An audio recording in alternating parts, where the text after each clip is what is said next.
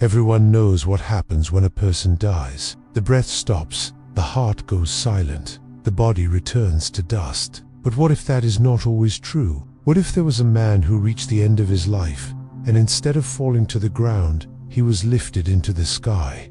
This is not a fairy tale. This is a real story written in the oldest texts we have. His name was Elijah. He did not die like other men. He was taken. A chariot made of fire appeared before his eyes. Horses that burned like lightning charged through the sky, and a whirlwind lifted him off the earth, while his disciple watched, frozen in shock. But the story of Elijah is not just about that final moment. It is about everything that led to it. It is about a man who faced kings without fear, a man who called down fire from the heavens when no one else believed, and a man who broke down alone in the desert when it all became too heavy. Most people remember the ending. Few people understand the journey. Today you will. This is the true story of Elijah, a life filled with miracles, battles, loneliness, and finally, flames. Stay with me, because once you hear this story, you will never see life and death the same way again.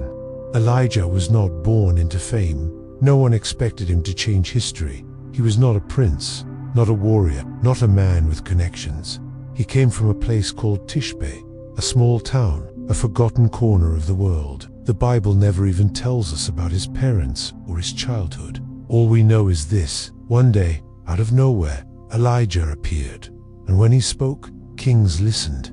Imagine the scene: the throne room of Israel, golden walls, guards standing silent, King Ahab sitting on his throne, wearing robes soaked in power and pride. Into that room walked a man no one invited, a wild man, dressed in rough clothing, dust on his feet, eyes sharp like lightning before a storm. He pointed at the king and said words that would change the land forever.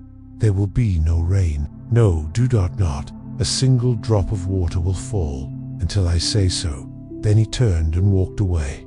No debate, no warning, no room for negotiation.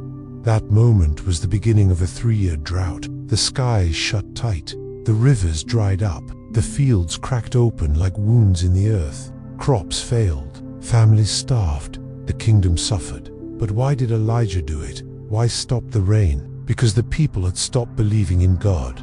They worshipped Baal, the so-called god of storms. They trusted idols to send the rain and grow the harvest. Elijah's message was simple: if you trust Baal for rain, then let Baal give it to you. See how that works out.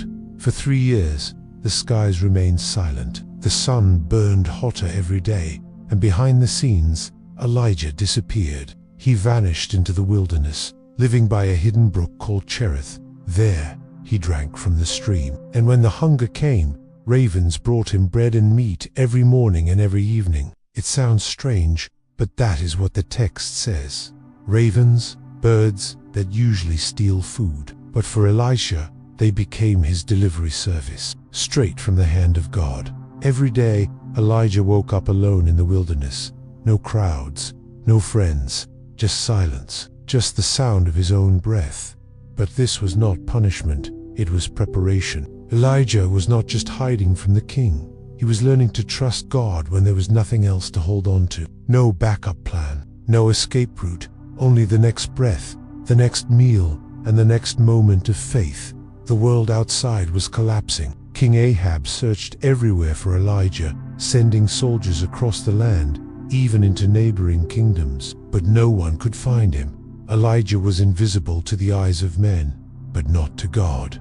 For a prophet, silence is just as important as speaking. And in the silence, Elijah learned patience. He learned courage. He learned what it means to walk alone, with only the voice of God guiding the way. That voice would call him back into the world soon enough. But for now, the prophet of fire sat quietly by the brook, waiting for his next assignment. But one day, the brook dried up.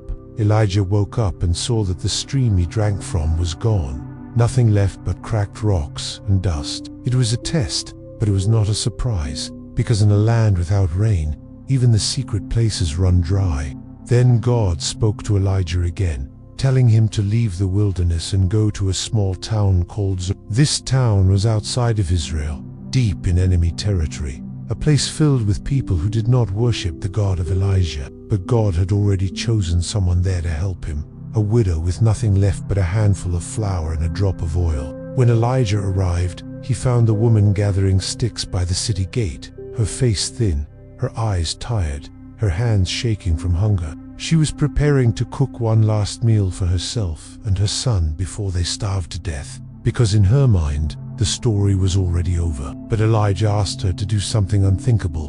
Give me a last piece of bread first. Imagine the weight of that moment, a starving mother holding her child, hearing a stranger ask for the little they had left. It was not about food, it was about faith, because Elijah carried a message that would decide whether they lived or died. If you make me bread, he said, your flour jar will never be empty, and your oil jug will never run dry. The woman looked at her son, looked at her empty hands, and made a choice that defied all logic. She gave Elijah the bread, and just like the prophet said, the jar never emptied, the oil never stopped flowing, and day after day they survived together in the middle of a famine.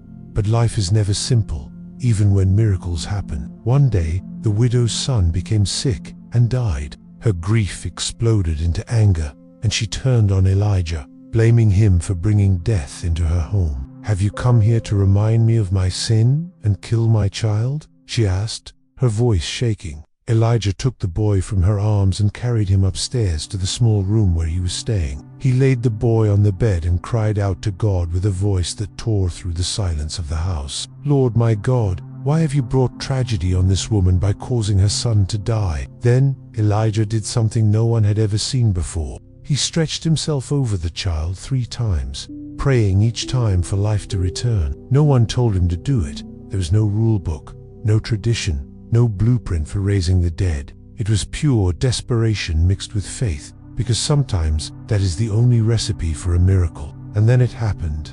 The boy's chest moved, his eyes opened, breath returned to his lungs.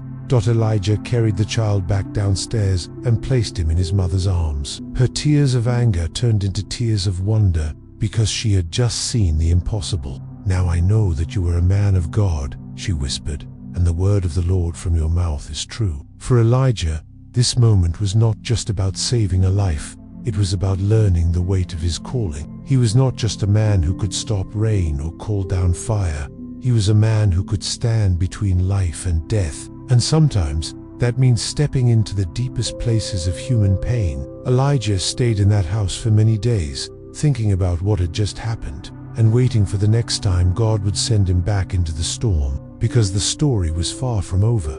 3 years passed. 3 long years without a single drop of rain. The rivers turned into skeletons of water. The fields became graves for crops that never grew. The people of Israel cried out to Baal, but the sky stayed silent. Their gods had no answer. Their idols had no power.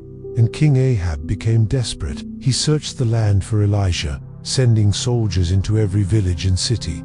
But Elisha was nowhere to be found, until one day, God spoke again. Go, Elijah. Show yourself to Ahab. Tell him the drought is almost over. It was not an invitation, it was a command. Elijah stood up from his hiding place and started walking toward danger, knowing exactly what he was walking into. This was not a man who wanted fame.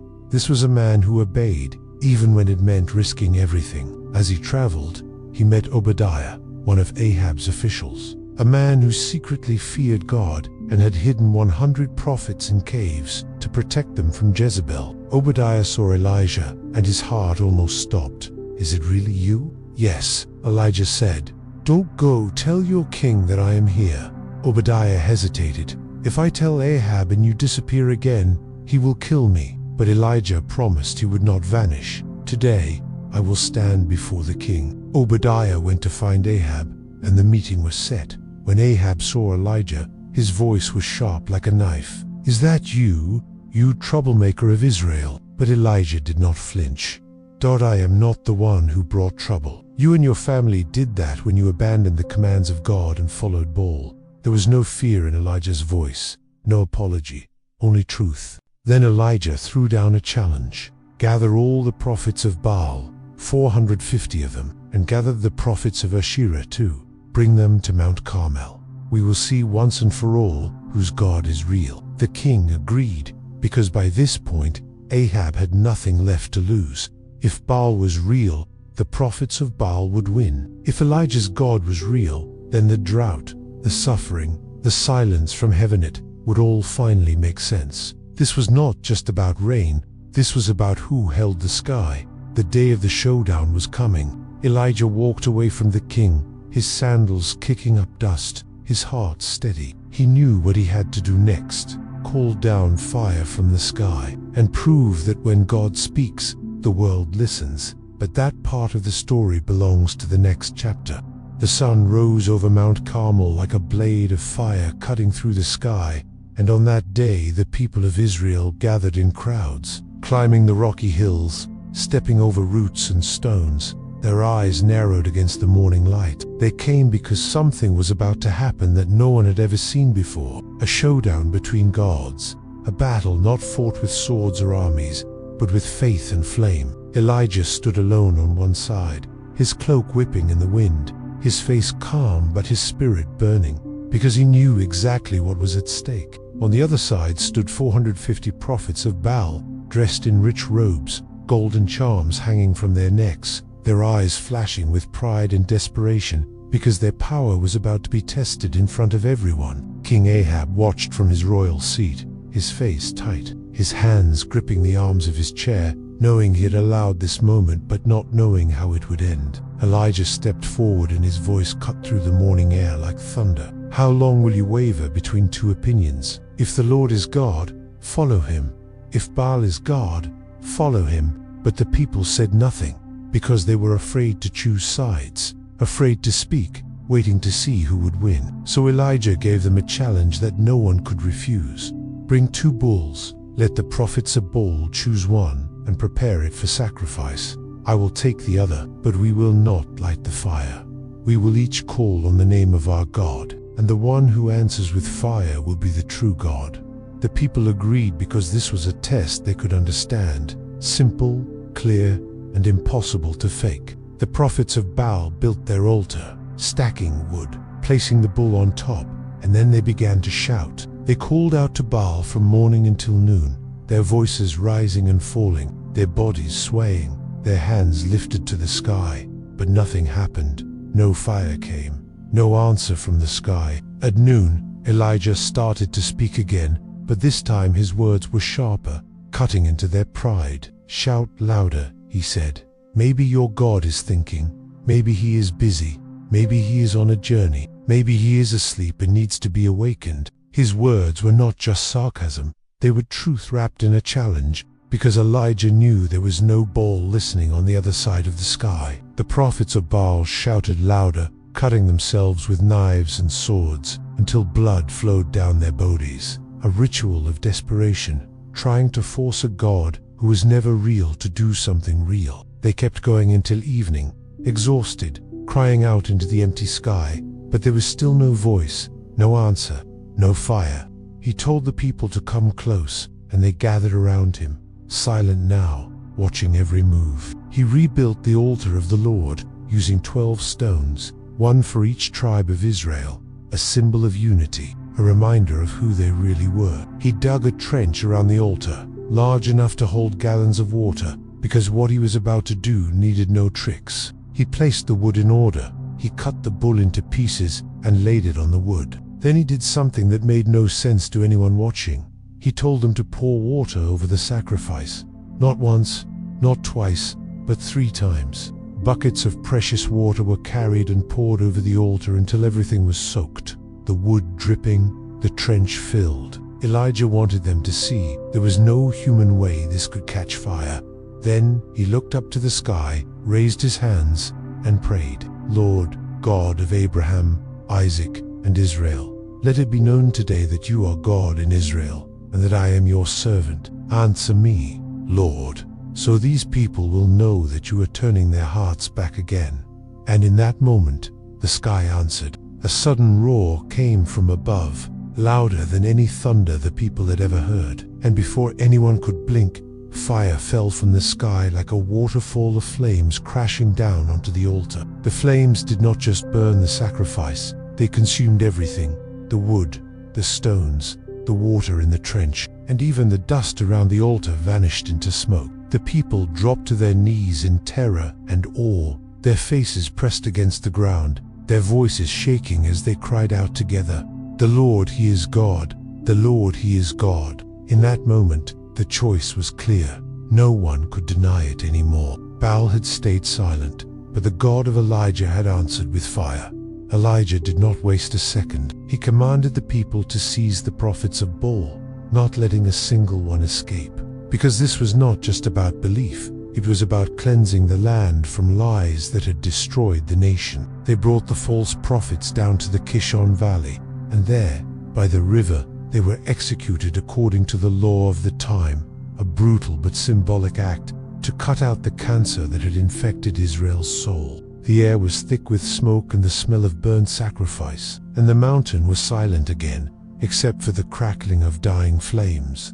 He climbed back to the top of Mount Carmel, knelt down on the ground, and put his face between his knees, because he knew something was coming. Elijah sent his servant to look toward the sea. The servant went and came back, saying, "There is nothing there." Elijah sent him again. 7 times he sent him, and each time the servant climbed the hill, looked at the horizon, and saw nothing. But on the 7th time, the servant came back with a different report. "There is a cloud, small as a man's hand, rising from the sea." Elijah stood up, his eyes sharp, his spirit steady. "Go tell Ahab," he said. "Hitch up your chariot and go down before the rain stops you." Clouds gathered, thick and heavy, rolling over the mountains like dark rivers in the sky. In moments, the first drops of rain began to fall, cold and real, soaking the dry earth. Then the rain came faster, a storm that poured out over the land, washing away the dust of 3 long years of drought. Ahab jumped into his chariot and raced toward Jezreel, the wheels cutting through the mud as the rain hammered down. But Elijah did something strange again. He tucked his cloak into his belt, planted his feet, and started running, faster than the king's chariot, through the wind, through the storm, through the rain that he had prayed for. He reached the gates of Jezreel before the king arrived, his heart pounding, his body soaked, his spirit still burning. But this victory was not the end. It was only the beginning of a new storm, because Jezebel, the queen, was about to hear what had happened, and her fury would make the rain look gentle in comparison. When Queen Jezebel heard what had happened on Mount Carmel, her rage lit up like a wildfire that no rain could put out. She did not fall to her knees like the people. She did not tremble at the fire from the sky. Instead, she sharpened her words like knives and sent a message to Elisha, clear and cold. "By this time tomorrow, I will make your life like one of those prophets you killed." She had soldiers, she had spies, she had no fear of God, and no hesitation in killing prophets. Elijah had faced kings before, but this was different. This was personal. This was hate boiling over. And for the first time in his life, Elijah ran away in fear. He left Jezreel behind, leaving the city, the people, the victory on Mount Carmel, everything. He ran into the wilderness, farther and farther, until his body collapsed under a broom tree, a small, lonely plant in the middle of the desert. There, under that tree, Elijah prayed not for help, but for death. "I have had enough. Lord, take my life. I am no better than my ancestors." These were the words of a man who had given everything and felt like it was not enough. Victory had not brought peace. Fire from heaven had not ended the war inside his heart. Elijah fell asleep, hoping not to wake up. But God was not done with him. An angel touched him gently and whispered, "Get up and eat." Elijah opened his eyes and saw a loaf of bread baked over hot coals and a jar of water right beside him. He ate, drank, and lay back down, still heavy with sorrow. The angel came again. Elijah obeyed, eating the simple meal, drinking the water, and somehow finding the strength to stand again. By the power of that food, he walked 40 days and 40 nights through the wilderness, heading toward Mount Horeb, the mountain of God, the same mountain where Moses had once stood and heard the voice of the Almighty. When he reached the mountain, Elijah found a cave and hid inside, wrapping himself in shadows, alone with his thoughts, ready to give up. But the word of the Lord came to him again. "What are you doing here, Elijah?" Elijah spoke from his broken heart. I have been very zealous for the Lord. The people have rejected your covenant, torn down your altars, and killed your prophets. I am the only one left, and now they are trying to kill me too. God told Elijah to come out of the cave and stand on the mountain, because something was about to happen. A great wind tore through the mountains, shaking rocks and splitting cliffs, but God was not in the wind. Then came an earthquake, rumbling under his feet, but God was not in the earthquake. After that, a fire swept across the mountain, blazing hot and terrifying, but God was not in the fire. Finally, there came a still small voice, a gentle whisper that wrapped around Elijah's heart like a hand on his shoulder. It was not loud, it was not dramatic, but it was real. And in that quiet moment, Elijah covered his face with his cloak because he knew he was standing in the presence of God. The whisper told him something simple but like, go back. Your journey is not over. You are not alone. There are 7,000 in Israel who have not bowed to Baal.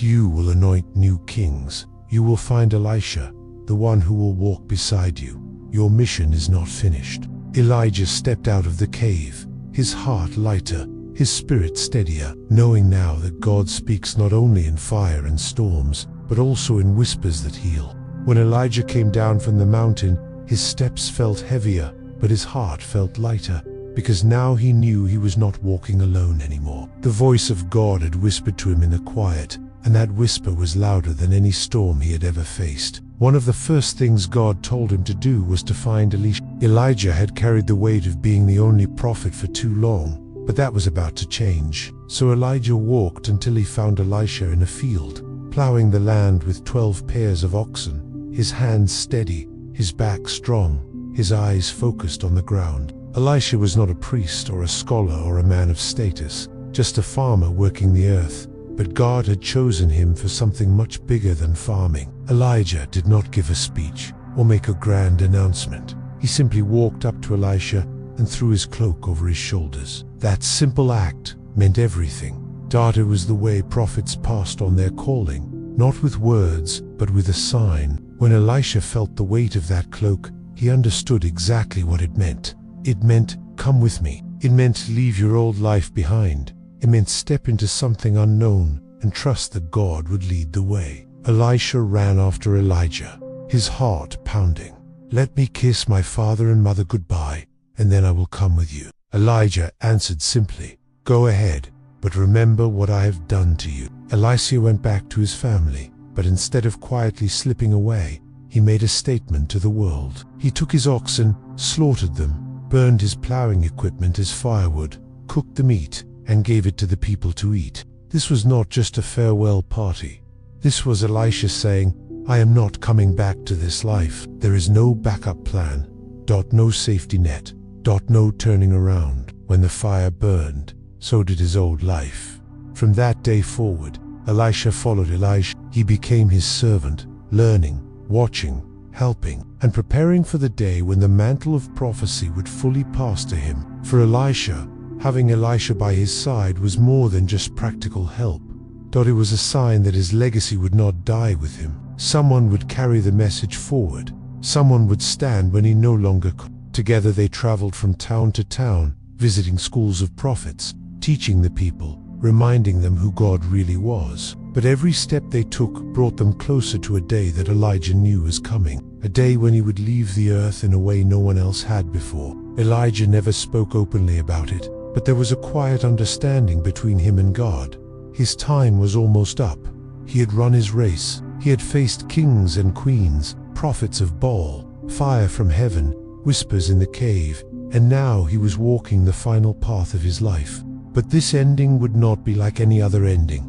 Elijah would not die in a bed. He would not fall to sickness. He would not fade into old age. He would be taken. And Elisha, the man who had once plowed fields, would be the only one to witness it. So they kept walking together, knowing the days ahead held something no eye had ever seen. The day finally came when Elijah knew it was time to begin his last journey. He and Elisha walked together toward Gilgal, a place that had seen miracles before, a place where the people of Israel once crossed the Jordan River into the Promised Land. As they walked, Elijah turned to Elisha and said something strange. "Stay here, because the Lord has sent me on to Bethel."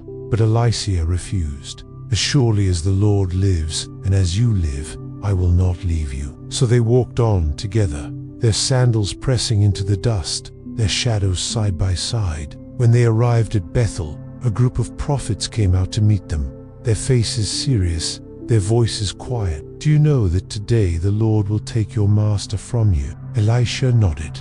"Yes, I know.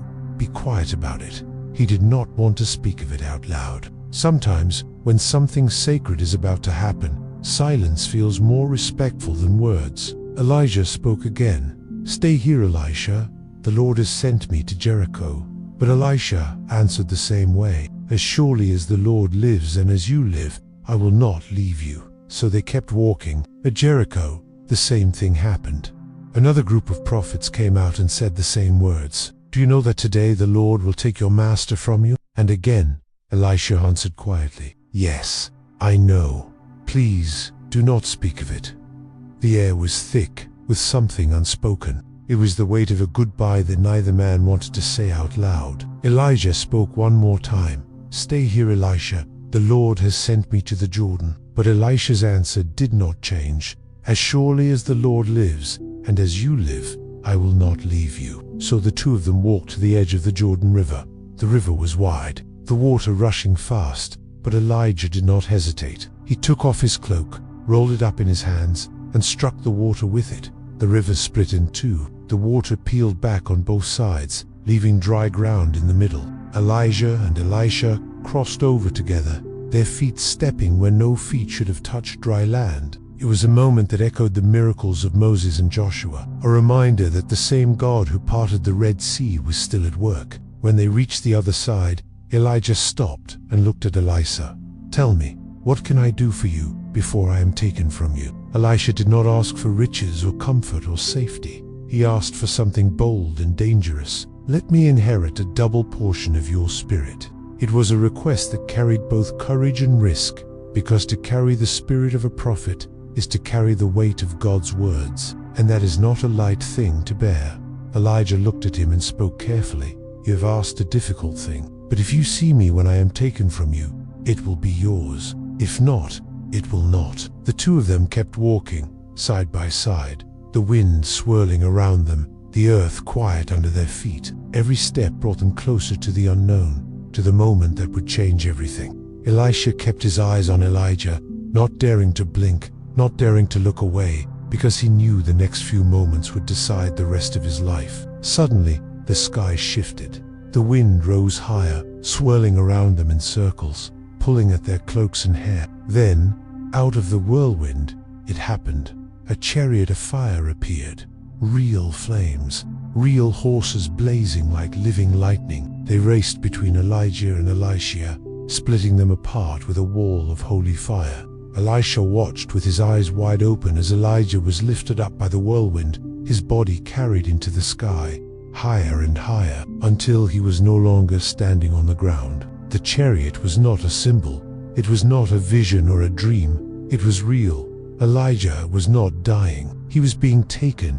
Elisha cried out, his voice breaking through the storm. My father, the chariots and horsemen of Israel." He was not talking about military power. He was saying that Elisha, the prophet, was the true defense of Israel, more powerful than any army, because he carried the word of God. Elisha kept his eyes on the sky until the chariot disappeared into the clouds, swallowed by the heavens. Then silence fell. The wind slowed. The fire was gone. And Elisha stood alone on the ground, his heart pounding, his eyes wet with tears. But when he looked down, he saw something lying on the earth.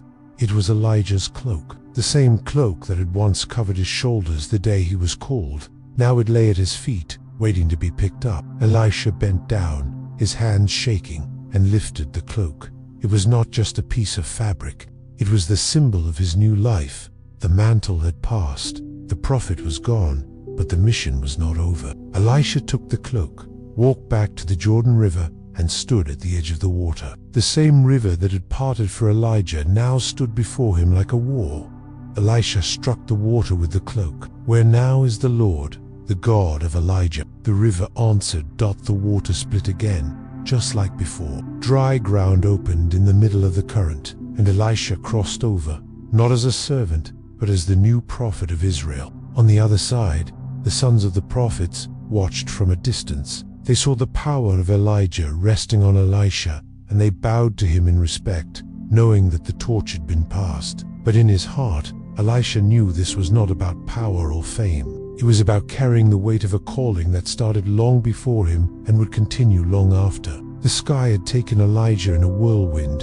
The chariot of fire had carried him beyond death, and Elisha was left to walk the earth, carrying both the memory and the mission. Some stories end with death. This one ended with flame, and somewhere beyond the clouds, Elijah still lives, waiting for a day only God knows.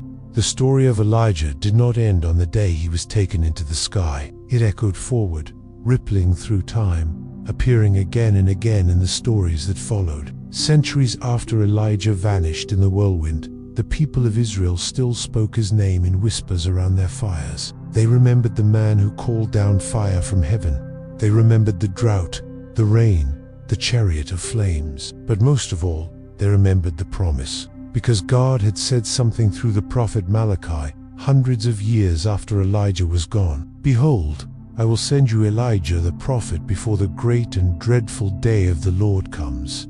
That one sentence kept the hope alive. It told the people to watch the sky, to keep their eyes open, because Elijah was not finished. His story was not closed like other stories. It was left open, waiting for the next chapter. When John the Baptist appeared by the Jordan River, dressed in camel's hair, eating wild honey and locusts, people started to ask questions. Is this Elisha? Has he returned? John said no, but Jesus later explained something deeper. If you are willing to accept it, John came in the spirit and power of Elijah. It was not about the same man coming back in the flesh. It was about the same mission, the same courage, the same fire inside the soul. John prepared the way for the Messiah, just like Elijah prepared the hearts of Israel long before. But the connection between Elijah and Jesus did not stop there. One day, Jesus went up a high mountain with Peter, James, and John. There, in front of their eyes, Jesus' face shone like the sun, and his clothes became as white as light. And suddenly, standing beside him, were Moses and Elijah. Elijah, the man who had never tasted death, appeared again on the mountain, speaking with the Son of God. It was not a ghost. It was not a vision in someone's mind. It was real. Elijah stood there, alive, part of the great mystery of heaven reaching down to earth. For Peter, James, and John, it was a moment that shook them to the core. They saw history unfold in front of their eyes, the past and the present colliding in one sacred moment. Elijah had crossed the boundary between worlds. He had left in fire and returned in light. Even today, people still wonder about his final mission. Some believe he will return again at the end of time, when the world stands on the edge of its last days. Some believe Elijah is one of the two witnesses mentioned in Revelation, prophets who will stand in Jerusalem and speak truth before the final judgment comes. Others see him as a symbol, a reminder that God raises up voices in every generation to call people back to what is true. But no matter what you believe about the future, one thing is clear. Elijah's life was not just about miracles or dramatic moments, that it was about obedience. It was about courage in the face of kings.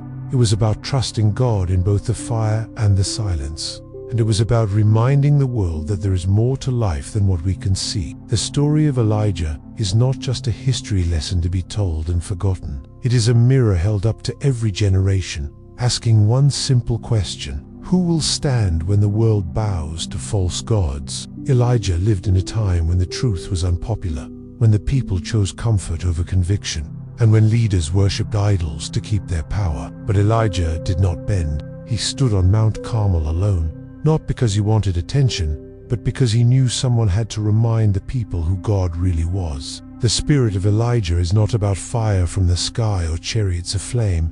It is about the courage to speak when everyone else stays silent. It is about the willingness to stand in the gap between heaven and earth and call people back to something real. In our world today, the idols may look different, but the battle is still the same. People chase success, fame, and pleasure, hoping to find meaning in things that cannot satisfy. Nations build towers of pride and forget the God who made the sky.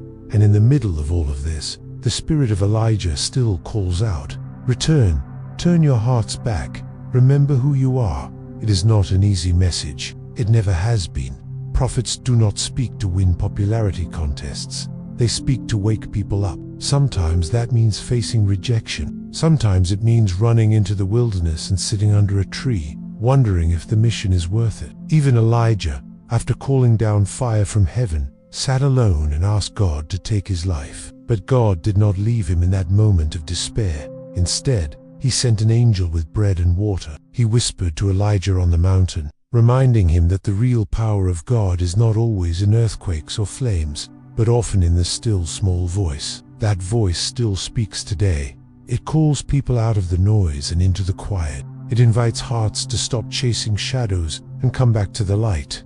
The spirit of Elijah is not about looking for supernatural signs. It is about listening for the whisper that tells you to keep going when you feel like giving up. It is about knowing that even when you feel alone, there are always others who have not bowed their knees to the idols of the age. Elijah thought he was the last prophet left, but God showed him that there were 7,000 more who still believed. Sometimes you cannot see the full picture until God reveals it. That is why courage matters, because you never know who is watching, who is listening, or who would be inspired to stand because you did. The world does not need more noise. It needs more voices willing to speak the truth in love, willing to live boldly, even when it costs something.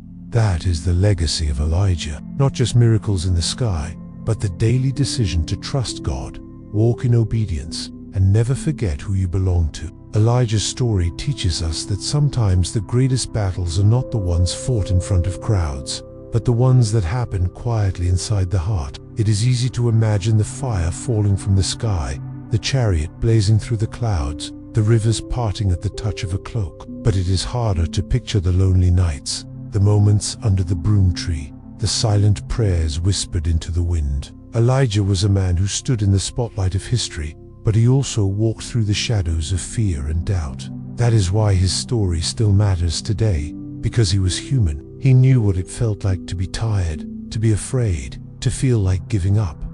But he also knew what it meant to keep going, to listen for God's voice, even when everything else was falling apart, to stand up when the world tried to push him down, to walk back into the fight, even when his legs were shaking. That is real faith. It is not about being fearless. It is about trusting God more than you trust your own fear. Elijah left this world in a whirlwind of fire, but the truth is, the real fire stayed behind. It burns in every heart that refuses to bow to lies. It burns in every person who chooses courage over comfort, truth over silence, and love over fear. You do not have to be a prophet on a mountain to carry that fire. You just have to be willing to say yes when God calls. You have to be willing to take the next step, even when you cannot see the whole path. You have to be willing to believe that your life, your voice, your choices matter more than you think. Sometimes the smallest act of faith can change everything. Sometimes standing alone is the first step toward lighting a fire that others will see. Elijah's story reminds us that God is not done writing history. The same God who sent fire from the sky still speaks today, sometimes in power, sometimes in whispers, but always with purpose. And the invitation is still open. Will you listen? Will you stand? Will you carry the fire forward into your own time, your own world, your own life? Because the chariot of fire was not the end of the story. It was just the beginning of something that never stops. The fire of faith, the courage to speak, the willingness to obey. These are the flames that never die, and now they are in your hands.